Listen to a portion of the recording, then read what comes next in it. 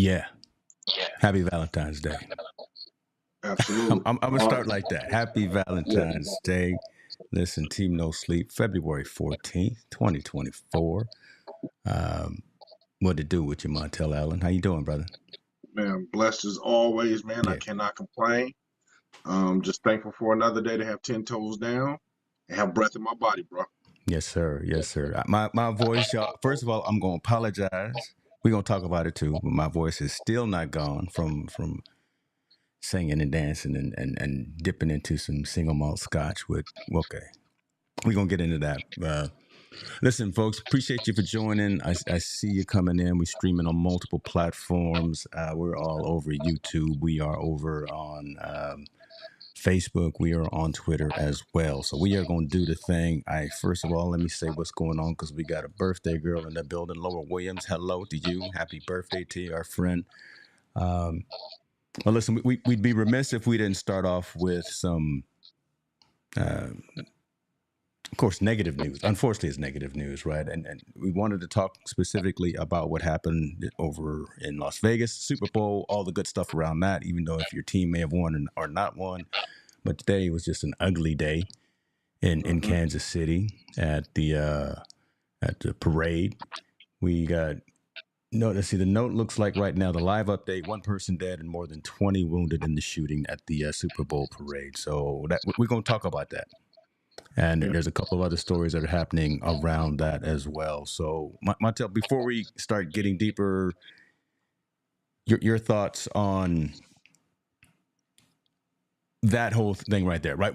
We start off, the weekend is great, a lot of excitement, a lot of fun, a lot of like things are happening. Again, like I talk about your team, if they won, if they didn't win, but then you're going out to a parade. Let's say you were going to the parade. Let's say you were taking your kids to the parade in downtown Kansas City, and then next thing you know, even before it ends, because this story says that some of the team were still on the stage when this went down. Man, what's going on in the world today, man? Why can't we just not the Rodney King thing? Why can't we all get along? But why can't we do better? Why is this the headline story all over the news right now? We have an obvious problem with gun violence in our country. I mean, it goes anywhere from religious places to celebrations of teams winning to celebrations of the city, to all these different things. And, you have a mixture of we always say it, alcohol, depression, and hate, and access to guns start to contribute to these types of things. And to me, it's just sad. And to me, the narrative is we're seeing the same thing over and over again. Government and police say they're going to do something about it, but they're not figuring out the big picture. They're just solving band-aids to issues. When are we going to start holding the gun lobbyists and gun makers liable for wrongful death suits? Because we do it for toys, we do it for food. If the coffee's too hot and you spill on yourself, you get to sue McDonald's, right? If there's a toy that your kid swallows, you get to sue the toy company. They had no intention of having the coffee too hot. They had no intentions in making a toy too small for a kid to choke on it. So why are we allowing gun makers and gun lobbyists to continue to manufacture guns at an alarming rate to give people access to cause situations like this? At some point we got to limit the amount of guns that are being issued out there, or limit guns, period, and say you're not going to allow people to shoot American citizens no more. Kind of that's where my take is on it, man. We're just tired of it because obviously the police are outmanned and outgunned. They can only do so much. And the police are trying their best. I'm not saying, I don't think there's one police officer that's out there that's not trying to prevent things like this from happening. You know what I mean? They're not aiding it, they're trying to prevent it, but you're outnumbered. You don't have enough resources in order to help curb this situation. And obviously police presence now is not even a threat to some of these people that want to do these shootings. They can care less. I didn't mean to interrupt you, but that's a story in and of itself, right? Yes. There's a million people that were reportedly, by statistics at this event today. But again, you think about it, there's police presence, but the folks who just don't care, who have nothing to lose, who for some whatever reason decide to get in an altercation, we don't know why, we don't have the motive as of yet, but the police presence doesn't even matter to them. right? You got kids around, you got mothers, you got people that have nothing to do with whatever in the world that you fighting about, and yet still you still gonna be out there shooting. It's bizarre. It's pretty bizarre because, like you said, kids are around, witnesses is around. One person reported he was right next to the person as he started shooting. So they don't even care if bystanders are around, or at least this particular person didn't even care if there was a bystander around before he started to open fire. And my prayers, first and foremost, my prayers go out to the people that are affected and was harmed in the situation. Yeah. I wish their well-being and the speedy recovery and the person that lost his life. Man, God, I pray for his family's strength. It's crazy, man, that now we're living in a time and age where one, it's becoming the norm because we're starting to become desensitized to these things happening. As much as even when we talk about it, it's not as effective as it was when we first heard about it, when we first go around it. Two, that these things keep on happening. Yeah. And I'm tired. Don't blame it on the mental health. I'm sick of people saying, "Oh, it's a mental health that he had these issues." Yes, he may have had issues, or she may have had issues, but guess what? They were sane enough to buy the gun or purchase the gun to get the gun. They were sane enough to load it up. They were sane enough to drive to the place they were going to be. They were sane enough to go to where they want to go, and they were sane enough to pull the trigger. Yeah. So we got to quit hiding behind it. Yeah, that right there. I don't want to cut you off, but I want to be cognizant. I want to bring in some of these comments. Mama DSC in the building. She said, "We left out drugs and mental illness behind the Super Bowl parade. Guns, they don't do background checks." Now, this whole thing that happened in Kansas City, I doubt very seriously if that had anything to do with mental health. But again, let's flash back just a couple of days. Houston Megachurch. Yep. A young lady went out there, took her son with her, took her 7-year-old son with her to do this act. Here she is right there. Why is she walking around with an AR-15 when there were, as you see the story here, there were flags raised, from neighbors wondering about her. She had issues from a mental stability perspective as well, right? So she already shouldn't be walking around, especially with an AR. So again, I don't want to downplay that conversation. I want to bring it up because again, here's someone who's been kind of identified as someone who did have issues. Okay, all right, but we all hospitalized for schizophrenia and things of that nature. So my question for someone like that obviously was medically diagnosed with problem with a mental health issue that's been documented. Why was she even access to get a gun? Why is there enough AR-15s for her to even get it illegally? Why are we producing AR-15s for consumers? That's supposed to be a gun for war. Why do we have enough that consumers are able to grab it and get it illegally or legally and to be able to create these acts? And granted, she's had signs of bad mental health, mental issues. That's a negligent negligent, not only on the police, the hospital that let her out, neighbors that didn't intervene when something happened and call the police and do everything. That's a collective thing that went up and happened and then allowed this person to somehow get a gun and go. But I'm telling you, that part I'm starting to get really frustrated with because even though she has signs of schizophrenia and she was sane enough to buy a gun. She was sane enough to load that gun. I hear. She was sane enough to target. She was sane enough to target who she had to go target. She was sane enough to go in that church. She was sane enough to pull that damn trigger. Now, let's keep that same energy because I want you to keep that same energy. But I want folks, because you and I know what we're about to talk about, but I want the audience to know about this as well. So we had the parade happen today. We had this Houston megachurch that happened earlier this week. Today, also in D.C., this is happening right now. We got a standoff with the police shooting over some animal cruelty issues. So that's happening literally right now in D.C. So this one is happening right now. In LA, this is happening literally right now as well. We got 3 random shootings happening in Los Angeles. This whole gun access, this whole gun violence, this whole circumstance is beginning to get tiresome. And why do we continue again to let the wrong folks walk around with weapons? Listen, I'm all for if you got guns, if you got them in your safe. I got some in my safe. So again, but background checks, mental stability,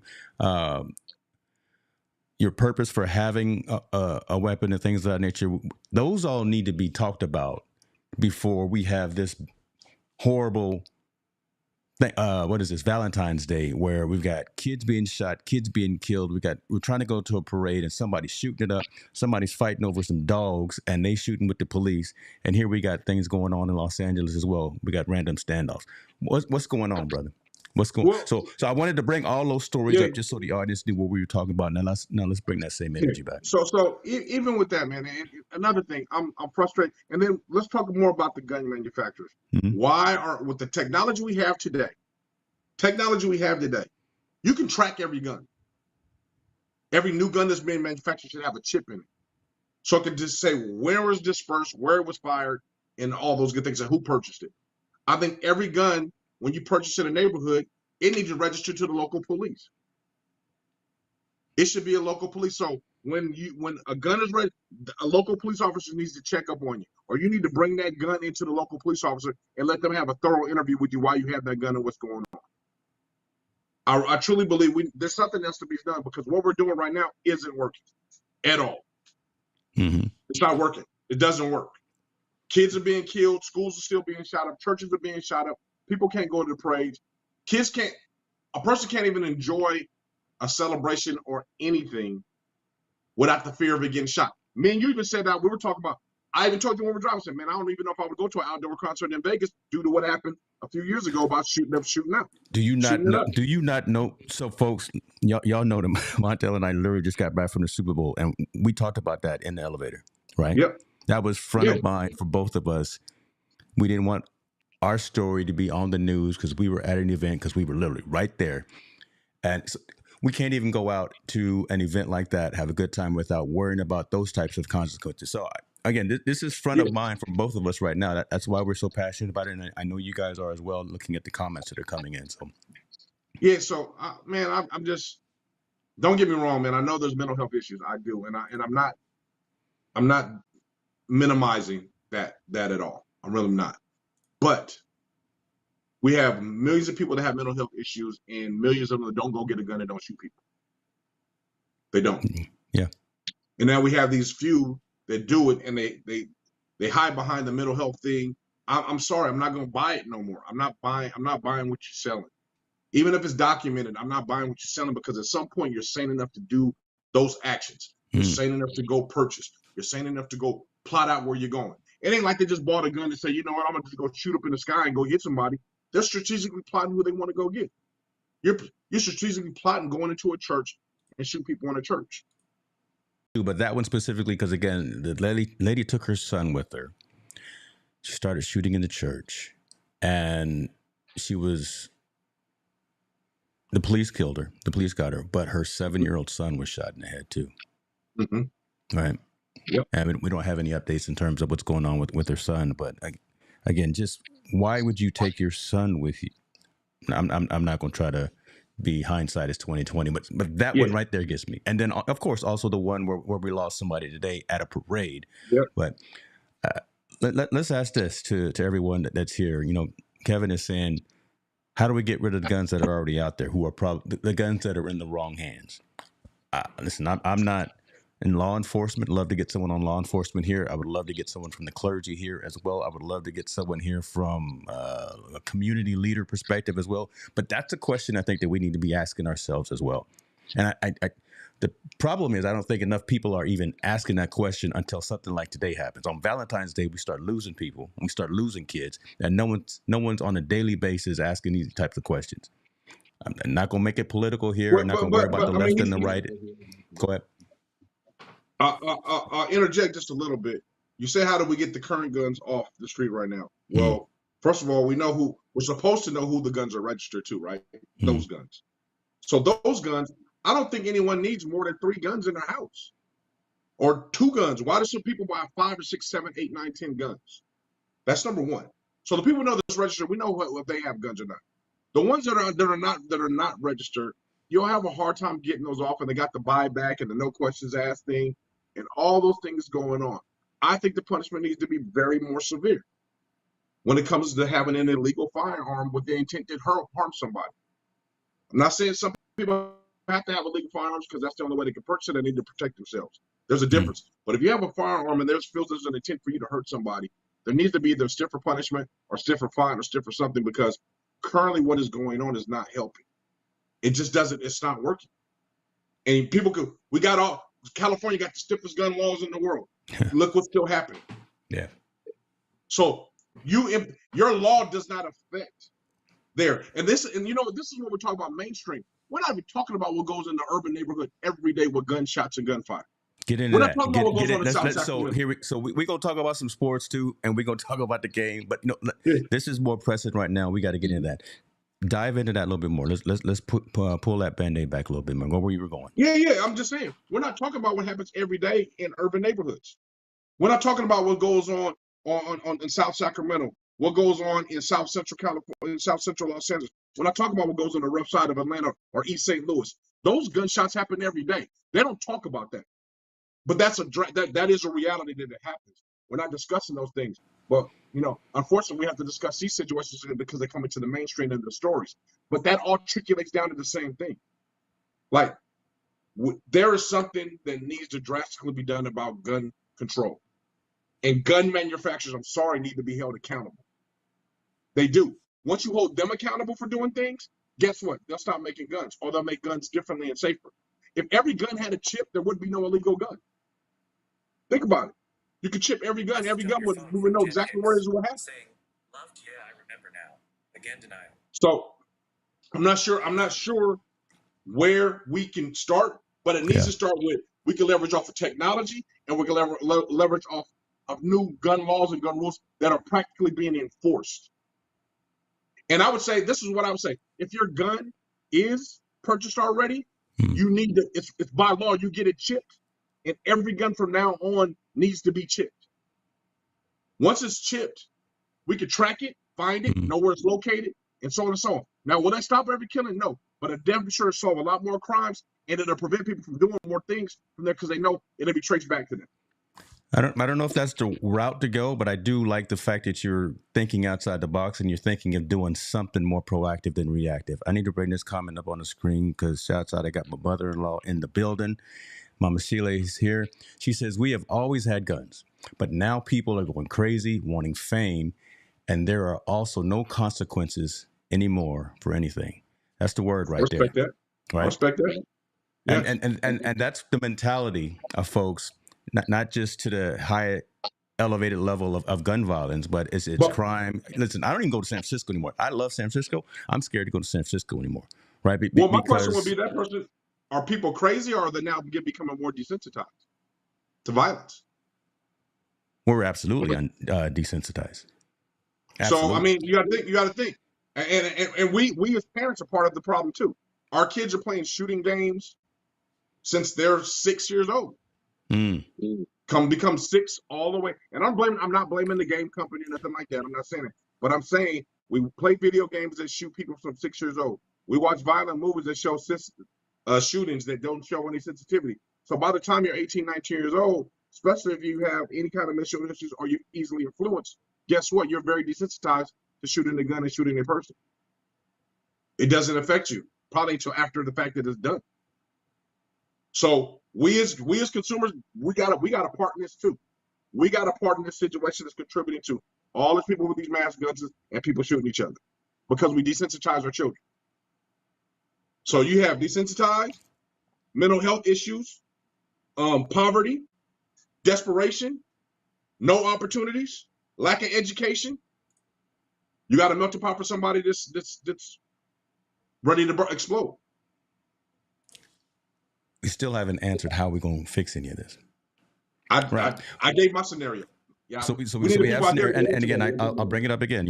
We're talking out of the box, and I honestly think the fact that we're even having a debate and having a upfront conversation about this is actually probably more than it's happening in any city hall. Again, we're not going to get political here, but just unfortunately, until it happens to someone that sits in one of those chairs, in one of those offices, in one of those capitals, in one of those Senate seats, or whatever the case may be, until they're directly affected by something like this. We're talking about gun violence. I see Kevin brought up about the prescription drug issue and the opioid problem. Again, until someone that is in those chairs, that's in the decision rooms, that's actually at that table, is directly affected by this. Unfortunately, I don't think we're going to get anything but But barking and pointing of fingers and no action. my question to people out there, and if they know, why aren't gun manufacturers held accountable for wrongful death suit? Why are they not held accountable? I'm not understanding that. Like I said, I gave the example. McDonald's is responsible if they make hot coffee and you spill on themselves. Guess what? You have the right to sue McDonald's. If I'm a gun manufacturer and you get it out and you go shoot a bunch of people, why aren't they held liable for that? Because you're gonna have to start holding someone higher accountable. Yeah. And I know they got all the money in the world and they got all this stuff in the world to be able to fight, and they got all the lobbyists because they want to keep guns out there and they want to instill this thing called fear for us in order to purchase more guns. Hey, be fearful because someone crazy might have a gun, so you need to get a gun. There needs to be a stop where you need to stop making guns. You stop making guns, it's limited access, right? Not that many out there. And slowly but surely they will go away. Yeah, you know what? Up until recently, I would be right in alignment with you. But again, someone put in the comment as well. So listen, brother. Now the advent of technology, we got ghost guns, we got 3D printed guns as well, right? So I can make a gun in my garage that's untraceable. I can carry it through TSA. Yeah, but you got to think outside of the box right there. Yeah, but you're 1% that can make a gun like that. Here. You're 1% that can make a gun like that. Everybody doesn't have that technology to make those ghost guns and do that. And if you do have the technology, guess what? You need to register your machine because you have the ability to do that. So something has to change. I'm sorry, man. We keep layering it over. I have the right to bear arms. I can do this. I can do this. Yeah, the criminals are always going to be one step ahead, but we got to figure something to curb it. It has to be curbed at some point. So my thing is, I'm not understanding. We can't see the manufacturer, the people that get it. All of them seem to be getting their guns illegally somewhere. So that means there's an abundance of guns being produced and sold somewhere. I have no idea why we still have gun shows with all these mass killings going on. Come on now. You live in California too. You see them all over the place, right? Yeah, yeah. Yep. So I'm not understanding. And then Kevin, I do understand, honey. I know you can get them for cheap and do all that stuff, but most people don't have 3D printers. Let's just be real with it. They don't have it. They can access to get it, but they don't have it. So I'm just, man, there's got to be something done in order to curb somebody having a gun, not having a gun, or for having a gun. So hopefully, there's no silver lining of this. There's literally no silver lining. But hopefully today, Super Bowl parade, DC police wounded over an animal cruelty issue. Earlier this week, Houston megachurch. Hopefully this week is a wake-up call to somebody.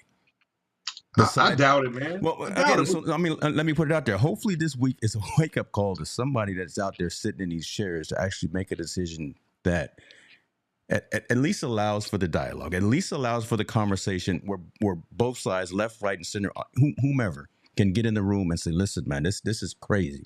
We've got to this point on a day that's supposed to be a happy day, on Valentine's Day. We got all of this negativity happening. We got people losing their lives for no reason whatsoever. Somebody's got to do something, man. Somebody's got to do something. I'm just saying, why weren't we doing something when they shot the Buffalo killing when he went in the grocery store and shot those people? Truth. Why was this conversation sparked up when that man went in there and shot those people in that church and sat on the curbside? Truth. You know what I'm saying? So what? All of a sudden now they're gonna make it. This is gonna spark a conversation. I don't think it's gonna do anything. They're gonna brush it under the table after 2 or 3 days, and it's gone. And that's the part where I get upset about, because me and you both know we got families, we got kids, and we want to enjoy things as well. We have to have that conversation. And this is an extra conversation we have to have. We already got to get the conversation that we're people of color. You got to be careful with police officers, right? That's one. 2, your person of color, you got to be aware of your surroundings. That's 2. 3, now, when you go out to go have fun, it's something that's supposed to be deemed a safe environment, or at least a celebration environment. Guess what? Be leery because somebody can shoot it up. Don't make no damn sense, bro. You can't go to a Super Bowl parade without. So they've apprehended 2 folks. I thought earlier it looked like I saw it was 3. I'm not going to put any pictures up, but you guys can all see them on the major news networks, and you can get that information. But they apprehended 2 suspects and throw them under the jail. And Well, whomever lost their life, let them face that family and figure out what in the world happened. One dead, more than 20 shot. well, Yeah. I don't know, man. it's crazy, man. A day that's supposed to be about love is now turned into a day Yeah, of tragedy. right. So why we got to start the show like that? Why we got to start the conversation like that? Right? It's Laura Williams' birthday today. She's here online with us. So I got my mother-in-law here. I got my dad here. Right? We supposed to be talking about some good things. We got the honest accomplice in the building, a good dude. So here we are though. Again, we talk about the social impact of sport. Right. So this can kind of lead into our Super Bowl experience as well, because so many people that we bet in Las Vegas heard our pitch and heard our mission, heard what we do. And let me tell you folks, everyone who heard what we do, how we lock in on the social impact aspect of sport and how it affects everyone and communities and things of that nature. Folks were really gravitating to that because they're seeing that these types of conversations don't happen out there. Right. Yeah. We've been live for all of 26 minutes, right? 27 minutes right now. We've had this, hadn't even talked about the game.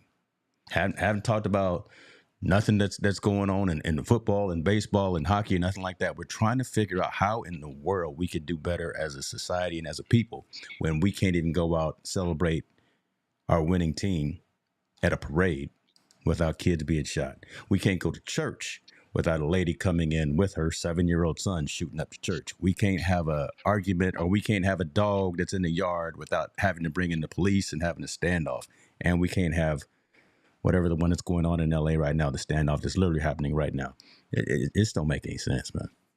Well, it's don't make any sense. It's crazy right now, and it's crazy. It's sad, and it's unfortunate. All three of those things together. I'm going back in my mind, like we say, with the social impact of sport.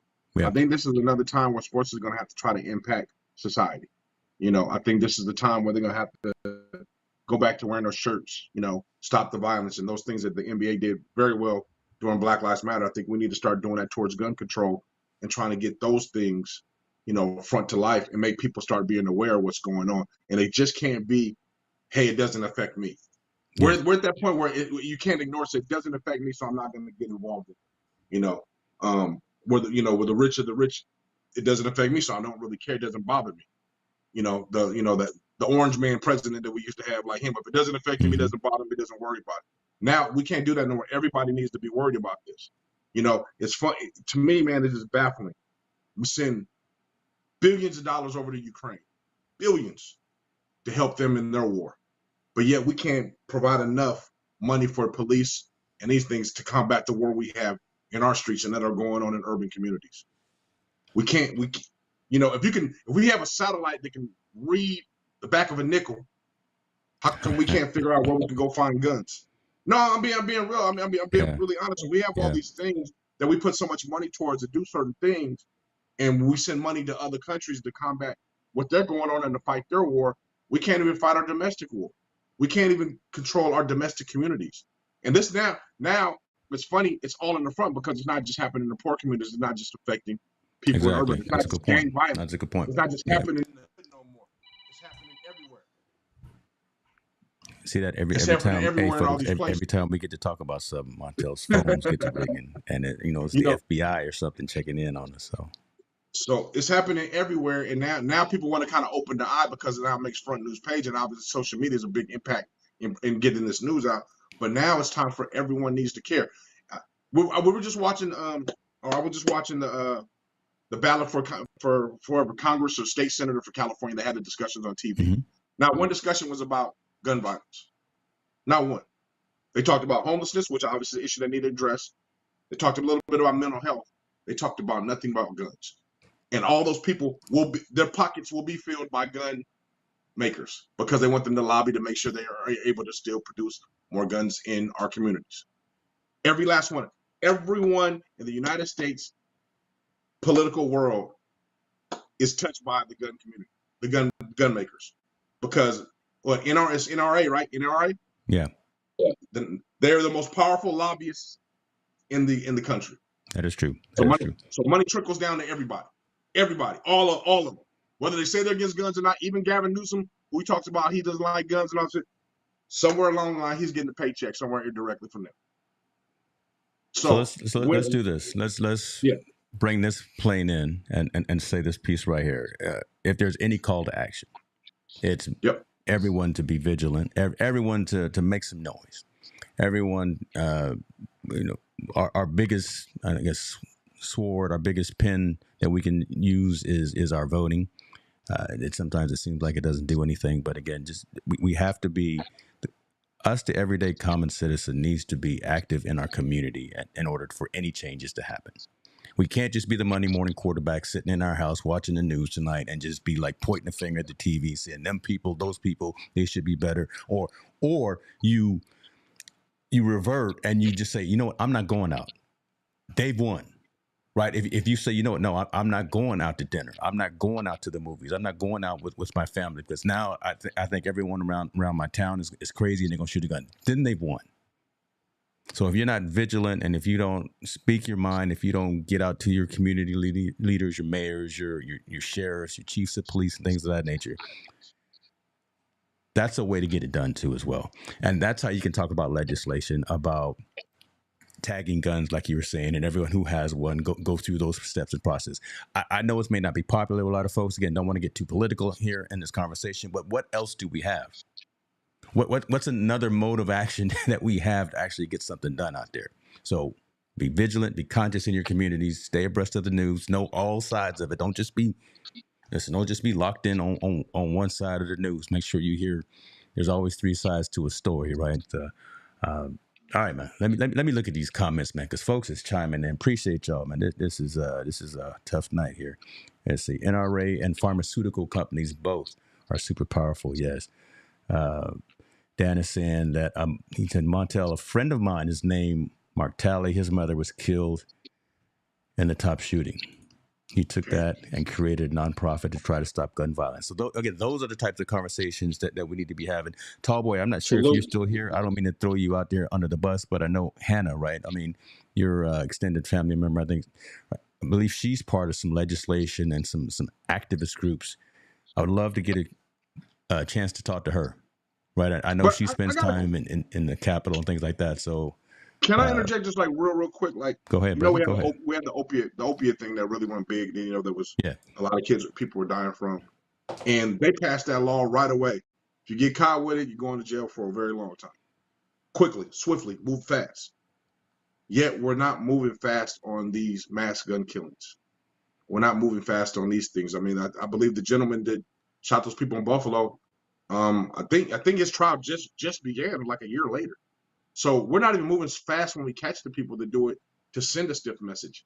So I'm kind of confused. Maybe I'm wrong. I'm not understanding, but I don't know. I wish someone that is a part of legislation can explain why that process is so long, or why it takes forever for things to happen when it comes to those types of things. You know, because I just don't know. I try to be educated. I try to read as much as I can. I'm just not understanding. Why does that take so long? But when we do the opiate thing, even when it was back when the crack epidemic, the laws were passed swiftly, quickly. You're doing a lot of time in jail, period. So why aren't we doing that for possession of gun when you're about to do harm or something like that? I'm not understanding those types of things. Eric Holder, who shot Nipsey Hussle, killed Nipsey Hussle cold-blooded, he still not even went to trial yet. Yeah. That's been almost 2.5 years. Come on, man. I mean, so I don't know, man. I get confused about it. And I get upset about it because even though I'm not directly affected, I'm indirectly because I have kids. I have children who would love to go to that kind of parade. Yeah, I have kids that would love to go to those concerts. And y'all, and a lot of folks probably that are watching now as well know my kids were at the concert that was here in Northern California. I don't even remember which one was it. I forgot who it was. Dang. Was it Kendrick or Tyler? Was Tyler the Creator? It might have been Tyler or it might have been J. Cole or something like that. There was a huge altercation. They got to shooting, and literally it happened at a Taco Bell, and my kids were there 10 minutes before it broke out. My kids and my cousins, my wife's cousins' kids. So what does that make me? My nephews and my niece and my nephew. Yeah, yeah, I'm all family, flabbergasted. right? Right, Well, right, it's family. It's family. right. It's So family. That's again, all. it's too close, man. That's Yeah, too close. So, all right, man. Let's go ahead and lock in. Let's get focused, man. Appreciate y'all for being with us because again, that matters, and we had to have that conversation. I'll bring up a couple more comments here before we move on. Dan is saying it's not moving because the bulk majority of shootings do not affect the 2% that rule the country. Dan is a very knowledgeable boom. man in terms of diversity, equity, and inclusion. So appreciate him for being here and chiming in as well. Kevin Absolutely. is saying innocent until proven guilty is a major time factor. Have to gather and present the evidence and give a chance for rebuttal. We got some smart people that are in our community, man. So they chiming in. So I let's. agree with that to an extent. I agree with that to an Yeah, extent. but right. See, I didn't Yeah, want yeah, you to. yeah. I just wanted you to read it. We'll discuss that offline, but I think you I agree with That's that why to I an extent. paused when I read it. Right, I said, "Oh, Montel about to get on one." Yeah, But yeah. but No, I'm not what, gonna try. No, but but what I'm saying is, we agree got. to that to an extent. Yeah, yeah. I agree that to an extent. Yeah. All right, man. So we gonna switch gears, 180 degrees here. Montel Allen, I took you to Las Vegas, brother. We spoke it into existence, folks. Spoke it into existence. Last year, we said we gonna take something. And I said I was going to take, Team No Sleep, conscious conversations, perspectives, and focus, something to be live and in person with the community. We started talking about it, Montel and I started talking about it. I said, maybe we'll start by going to some community college, some YMCAs, some JCs or something, and have a meetup right there. But no, the Lord put it on us. And next thing you know, we go to the biggest event on the planet. Montel Allen, how was Super Bowl in Las Vegas? Your first time rolling with me out there in these streets, man. You doing all right?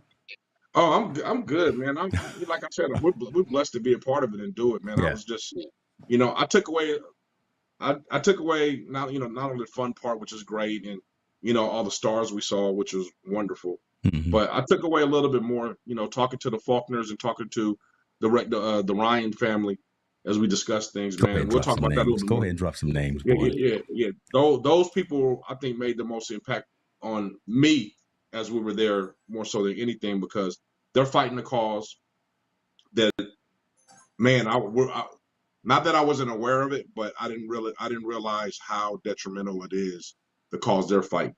And these are people that are involved in sports, so it is a social impact.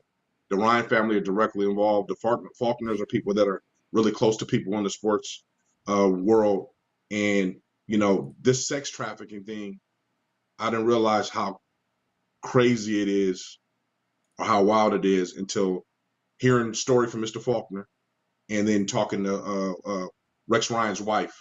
Rob Ryan's wife, discussing it with her, all the issues that's going on. Okay. Well, hold on, man. Yeah. Dropping Go. names. Let me get these people on the screen now. You dropping names. You hearing Faulkners and you're hearing Ryan's name. So here we go. I'm gonna put this right there. Shouts out to the Faulkners right here. That is the husband and wife couple to the, I guess that's right of me. They are a philanthropist, entrepreneur, oil magnate, winery owning family who is very close and very much intertwined with the business of the NFL, right? Yep. Tracy Faulkner was dropping names and introducing me to players and having me, shake hands and take pictures with folks that I was like, oh my, you really do know these folks. So again, that's the caliber of folks that we were engaged with. And before I keep going, shout out, I want to appreciate my brother-in-law, JJ Rabin, who coordinated everything for us to be at this event, the Athletes in Action breakfast, which is where the Bart Starr Award is presented. So Mink and Fitzpatrick from the Fitzgerald. Oh man, he's a Steeler, man. I'm gonna get his name right. Mink and Fitzpatrick. That's right.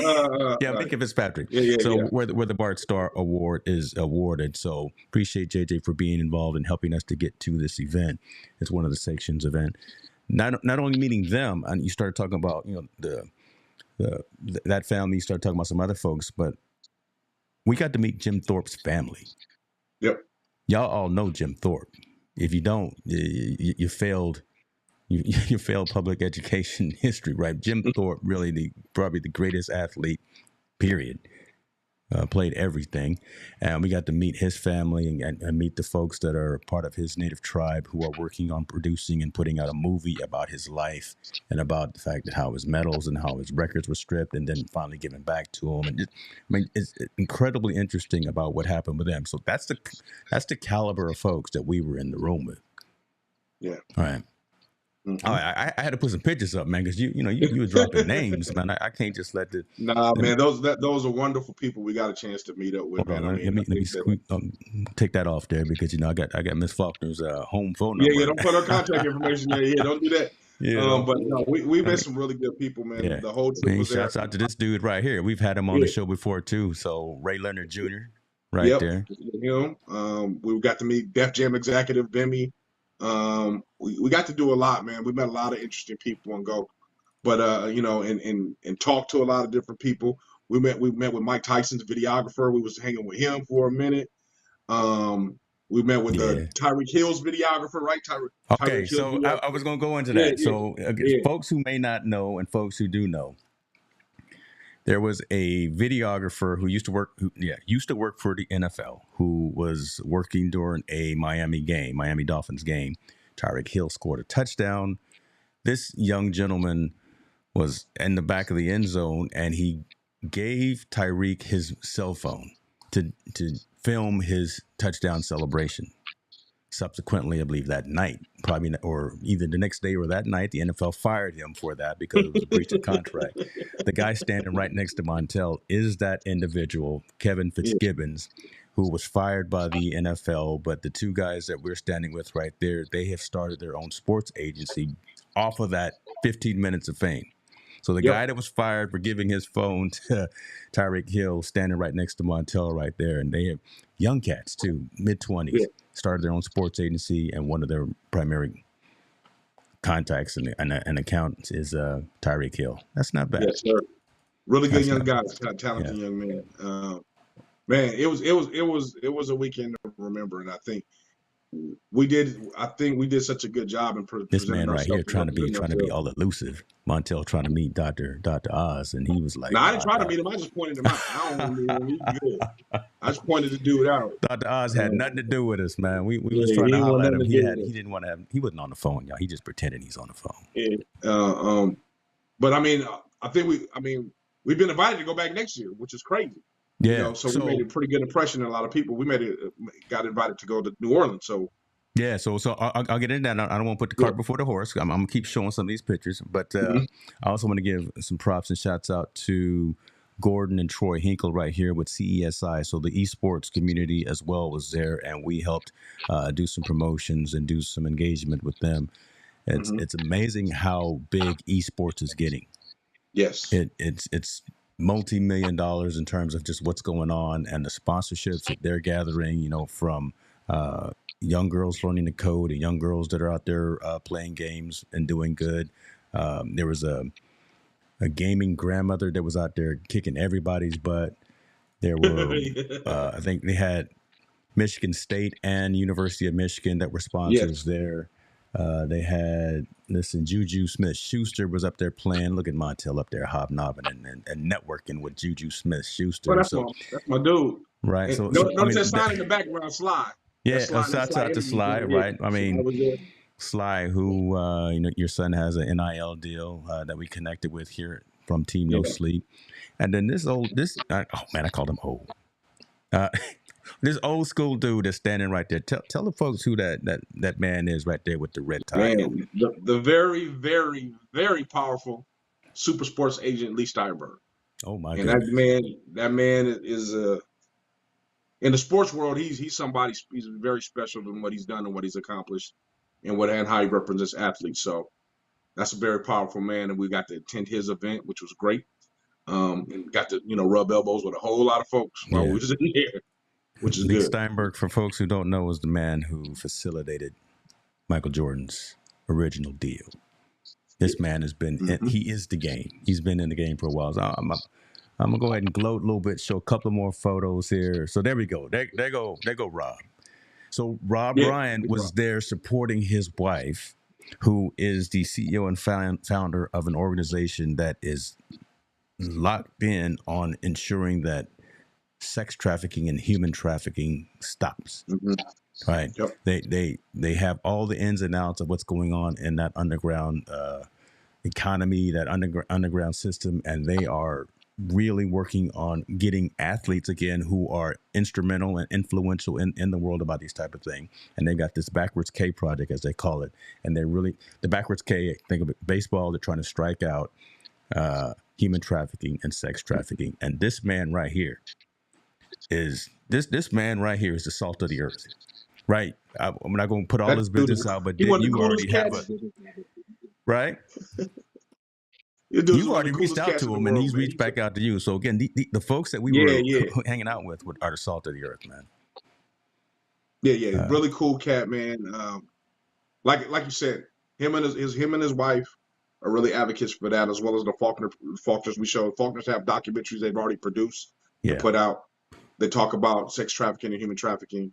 And the one thing I want to emphasize, everyone should know, money does not exempt your child to being involved in this situation. that's true. That's true. Money is not. I would think you would be isolated because you have enough money, you can protect your family, you can do these things. We heard a story from a very wealthy man that it still happened to his daughter. Mm-hmm. And there was countless other stories that were just like that. We just heard that one personally because one of the people knew him. But your money doesn't exempt you from it. And that's one of the things that shocked me. I was shocked when they were saying, like, this ain't happening to, like, kids on the street or, a person is shopping at Walmart and a kid gets kidnapped or, in the park. It wasn't even like that at all. This person was a billionaire and his daughter fell victim to this stuff. So, man, just it's crazy. It's wild. And, that's kind of one big caveat I took away from it. Like, this is something very important because we've met two people, entities that are fighting against the same thing, which is pretty bizarre. That's true. That's true. I'm only going to go through a couple more photos here because I want to talk about some other things. But for my Steelers fan, there go my man Cordell Stewart. Shout out number 10. Yes, sir. I had to get that. I had to get that photo right there with that man right there. And see this guy right here. I was trying not. First of all, look. Yeah. Listen. Okay. I can't stay up that late no more. Y'all, family know that I used to stay up all night drinking coffee and doing whatever till 1, 2 o'clock in the morning. I can't do it anymore. Y'all gotta look at the phone. Look at the phone though. That's what you gotta look at the phone. Hey, I'm always politicking, always on duty. Montel apparently shot this. So this was 11 o'clock at night or whatever, because we were supposed to get ready to go to a TO event that was downstairs from this venue that we were at. We had been up since 6 o'clock at the breakfast, at some other events and things like that. The feet were hurting, the mind was hurting, the body was tired, and yet Team No Sleep took a nap. Yeah, took a nap. We didn't even make it to the TO event that night. So yeah, I figured that tall boy would see that off of the cuff right there with these pictures, man. But that's all right. That's all right. Let me see. I'm gonna bring up. Shout out to Gary V though. Gary V threw a great event, man. That was a great event that we went to. Yeah. Cool. Here's another cool cat. I didn't even know who he is until we got there. That's a cool dude, man. Yeah. Cool dude. Yeah. Cool event. That was nice. Very, very nice. Hanging out with those guys. All right. Let me see what else we got, and then we'll go into some other things right quick. We hung out and we got to help Irving Fryer, Hollis Thomas do their event at the Sahara. So they filmed their show Vetted, which is on A2D Radio Online. And y'all know Irving Fryer. We've had him on before. #1 draft pick. Played for the Patriots, played for the Eagles, played for the Bears, all of that. So we were in the building with him. So here they are setting up, and we're behind the scenes doing our thing with them. So appreciate them. So they actually invited us as well. So we have kind of two connections to every Super Bowl moving forward. Yep. We've got the connection with Athletes in Action. So appreciate my brother-in-law for that. So we can go to the breakfast and do that sanctioned event. But we had such a great experience with Hollis and with Irving that they said, listen, New Orleans, Santa Clara, LA, the next 3 Super Bowls, and Yeah. essentially every Super Bowl moving forward, they want us to go there as well. So we very blessed and very humbled to be able to be in that kind of circle with these kinds of folks. So yeah, that was real dope. That was real dope. Yeah, it was fun, man. My man, can't forget Chickley and Peach, man. Oh my god. Oh yeah. So there we go. Those are cats.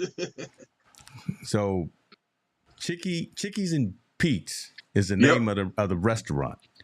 They've got, I guess, many locations all across the country. We were at the one in the Sahara, which is where we filmed that little short segment that we did for Team No Sleep and for Irving and for Hollis.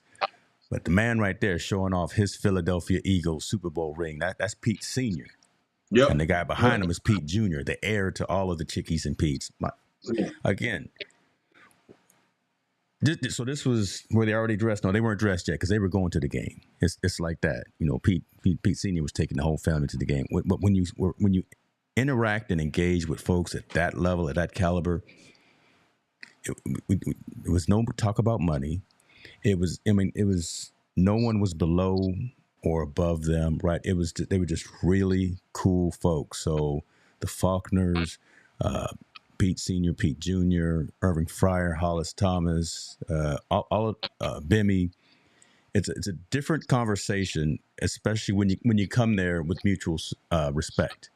When we came there and we talked about who it is and what it is that we did, it didn't matter financial or tax brackets or anything of that nature. Is how can you help me? Again, like I say, someone like a Rob Ryan, who you got phone numbers from and you've already got phone calls for your family, and is building relationships, networking, having business conversations at the biggest event on the planet. It was a success, brother. It was a success.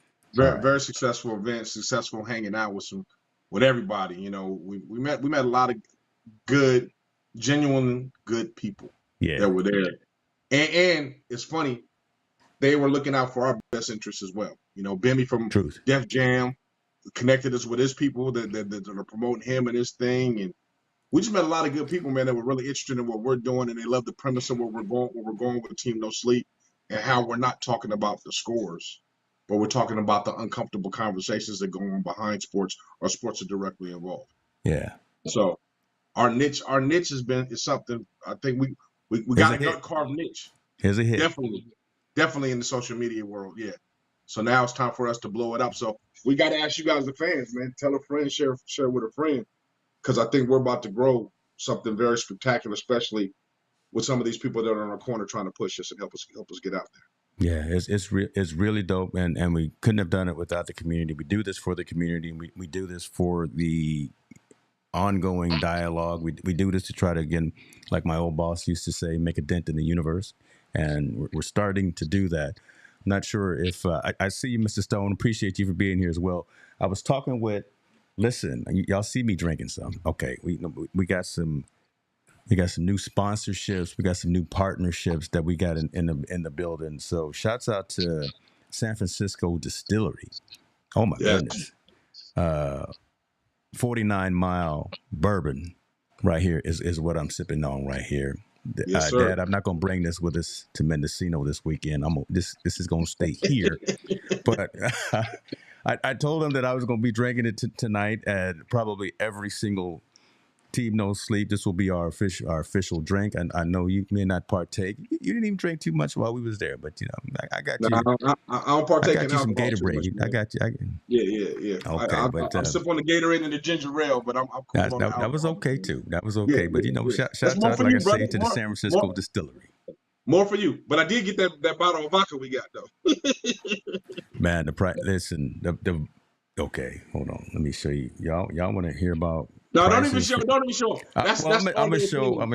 this one. I'm gonna show this one. Yeah. That's $695 per bottle right there. Yes, sir. And we had unlimited bottles. Yeah. That was at the watch party at the Sahara that was hosted by Marshall Faulk and by Terrell Owens. And they had, those two had a number of players that were there and just kind of raised the caliber of the folks there. So that was where Irving Fryer was, and that's where Hollis Thomas was. But yeah, that's $695 per bottle. Yeah. We finished one. I think somebody stole that second one. Someone stole the second one. Someone stole the second one. And we probably had. wasn't supposed- I mean, we could have brought some more in, but I think it was running late, and I don't drink, so I didn't grab any. I know there also was like several New England Patriots. The guy next to us was the Rams. On the other side, to the right of us, he played for the Rams. Yeah, He's he's retired from the New England Patriots. Yeah, and Tully right here, right? He's doing some big things too. So he used to play for. He's got the Beach Football League. We're gonna have Tully on here, so stay tuned for that, folks. We're gonna talk about beach football as well, which is a really interesting concept. He was breaking it down to us. So there's some folks out there doing some big things, some good things, and quite interesting as well. So yeah, it was cool, man. I can't complain. The experience was very, very good. Yeah, don't complain, because you're gonna need to be ready next year. Don't complain. Next year, we'll be ready. We'll be ready to know what's going on for real. So we didn't know exactly what to expect, but next year it's gonna be New Orleans is gonna be popping. Yes. Team No Sleep will be all through New Orleans, definitely. All right, so we walked down memory lane there, and we did a little humble brags. Talk to us real quick about we're gonna be cognizant of folks' time as well, because I know y'all probably want to go do something with your sweethearts. Mine, unfortunately, is on a business trip, so I can be up all night long going live. So mine is out of town. So listen, the game was the game. Mm-hmm. The game was the game. It seemed like it was going one direction, but your thoughts. We don't have to go through the whole thing, but tell me your thoughts on how you think the game ended.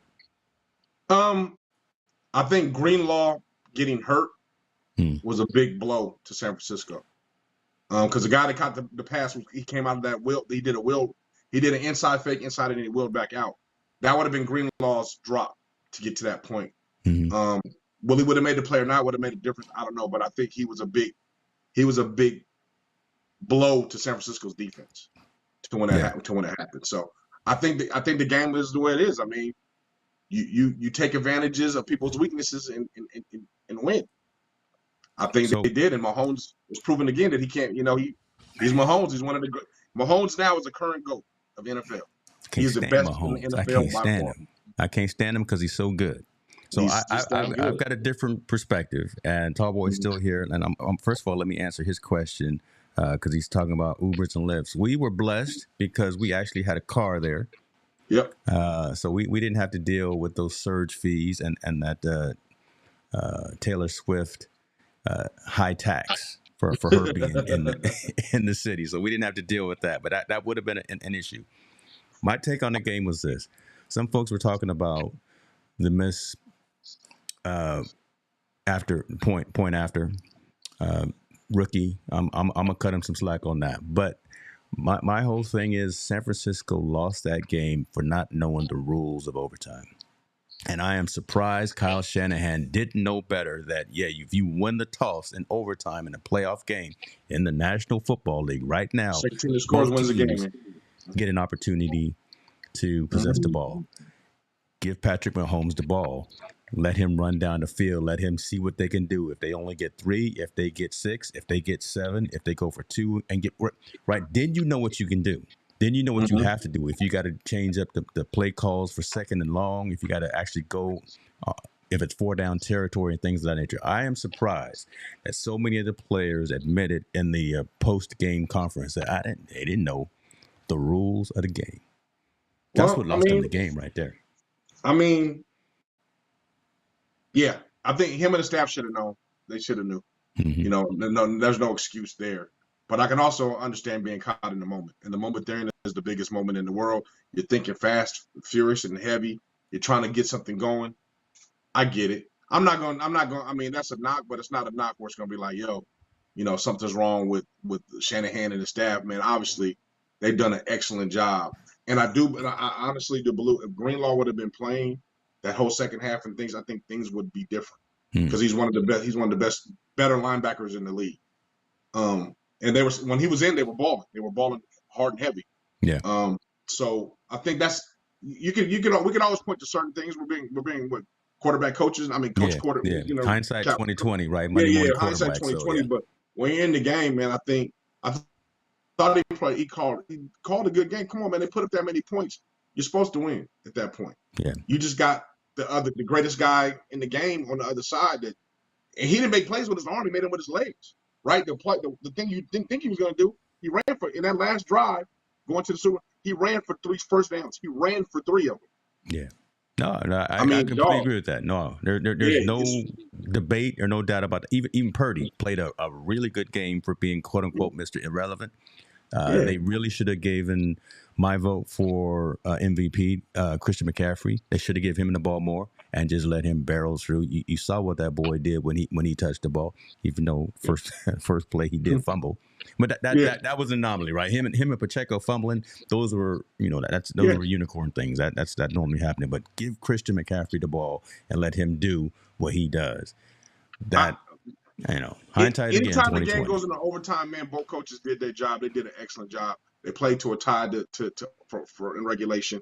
Yeah. Unfortunately, just somebody had to win, and it was Kansas City. I thought the Niners were going to win. I was going for the Niners, but it's okay. I mean, I think that I don't believe in vicarious celebrations when you don't win. I mean, you got to take it like a man when you lost, and kind of learn how to deal with it. But I will say, I thought he coached a good game. I'm not going to take that away from Kyle Shanahan. He coached a really good game. Unfortunately, just things didn't pan out their way. Yeah. Didn't work out their way. And Andy Reid, I'm going to tilt my hat to him.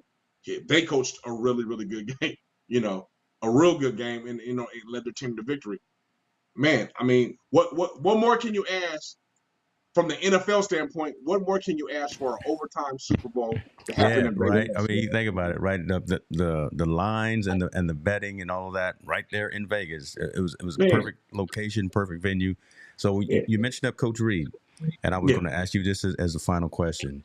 Your thoughts on the Travis Kelce incident with Coach Reid when he bumped into him? Talk to us a little bit. No, it's nothing, man. That's in the heat of the moment. When you feel that you're the best player on the team and you feel that you're open, you need to give me the damn ball, which is what he's telling him, give me the ball. Which on that next drive, what did they do? They threw him the ball 3 times and he got 3 first downs.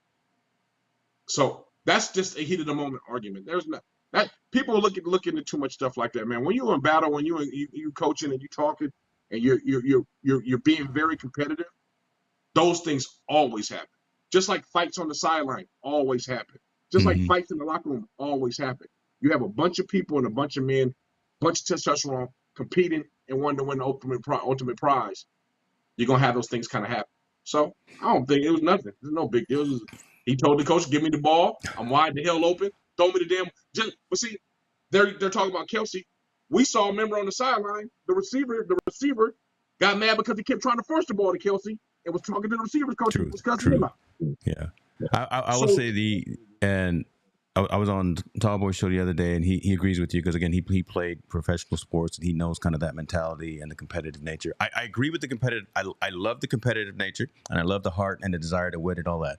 And just like Travis and Jason, the 2 Kelce brothers on their podcast, I think it was today or yesterday, the older brother said, hey, Trav, bumping up into coach like that may have been just a little bit out of bounds. Right. Again, you got that C on your shirt. You're the captain. You kind of got to tame that and channel that onto the field. I understand that, again, heat of the moment, passion of the game, Super Bowl, biggest thing going in sports. And you want to get out there because you know you can contribute. But you bumping into Andy Reid like that just sends a weird vibe and weird precedence, and then to the fans, from my perspective, that had to be. And then he apologized to coach. He did, he said as well that he may have gone just a little bit too far on that. But just that piece right there, I don't want to talk too much about it. But again, that piece right there may have been. Come on, man, you can't knock down coach. You can't knock down Big Red. See, as a fan, let's get into it, brother. Let's get into it. As a fan, the aesthetics maybe look wrong, but when you're in battle and you're grown and you're an adult and you're having those conversations, it's not. It looks worse than it really is, I'm telling you. He's just telling them, give me the ball. And he's probably accidentally, I don't think he purposely bumped into the coach and trying to run him over. I think he's telling them, and he's emphatically telling them, I'm open. There's something. He sees something. He's doing something. I'm wide open. Get me the ball. Yeah. Give me the ball and I'll make something happen.